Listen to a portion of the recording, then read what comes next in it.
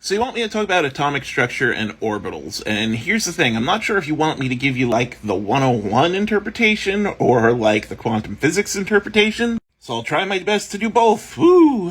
So atoms. Atoms are made of stuff, little particles. You got the nucleus is made of protons and neutrons, and then you have electrons that are wandering around them in a sort of cloud of probabilistic goo stuff. I know in your high school physics class you were probably taught that like they go around in like circles, orbitals like that, but no, they don't really look like that. So an atom doesn't really look like our solar system. Neat model though. These clouds of probabilistic stuff is basically due to quantum mechanics and the quantum nature of an electron. It's a cloud of where an electron can be.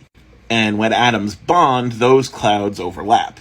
Anyway, orbitals are basically this gooey probability stuff that I'm talking about. They are descriptions of wave functions that can tell you where an electron can be.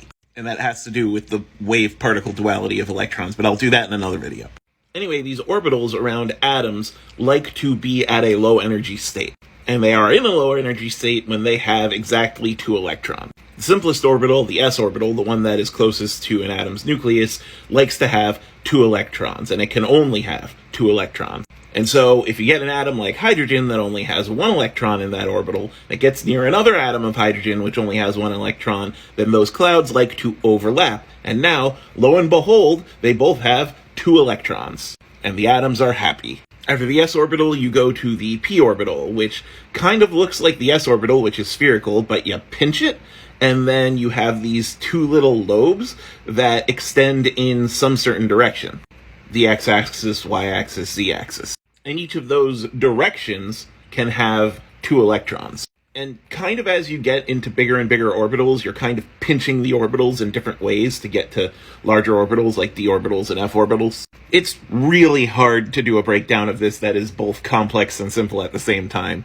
But it still operates via the same basic mechanics of the first orbital I told you. Atoms like to overlap their clouds of probabilistic stuff, so it's like they're sharing electrons. Like, there's so much more to get into, like orbital bonds and hybridization and all this cool shit, but like there's only so much I could do in a 3-minute TikTok video. So I think I have to call this part 1. Let me know if you want me to go deeper and go into part 2. I'm sorry.